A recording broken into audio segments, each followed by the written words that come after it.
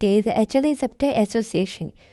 Diseases some are there, they're too easy. Like B27, you have to remember the mnemonic pair.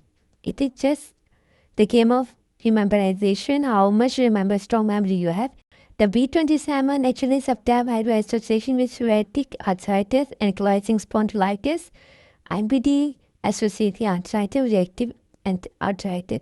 In simple words, you can remember the B27 can be associated with seronegative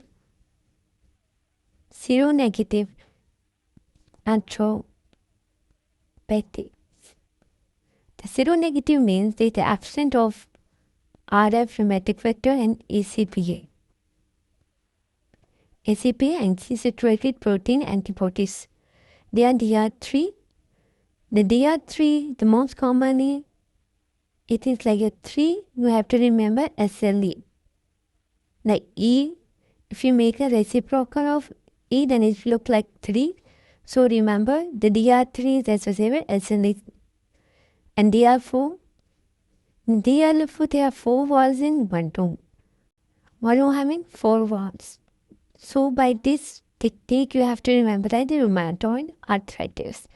The seronegative arthropathies are associated with B27 and rheumatoid arthritis are associated with DR4.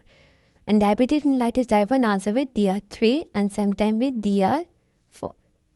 I think there are some more. There is like A3. A3 is with hemochromatosis. You guys know it's a buildup of much iron in mucous membrane. And we are also having B8 that is associated with Addison disease. Addison disease, also myasthenia gravis. Also there is a Graves' disease. So you guys having one mnemonic, don't be late. Don't be late. Dr. Edison, you will send my patient to grave. Like that. Don't be late, Dr. Edison.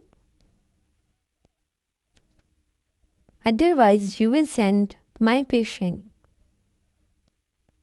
to grave.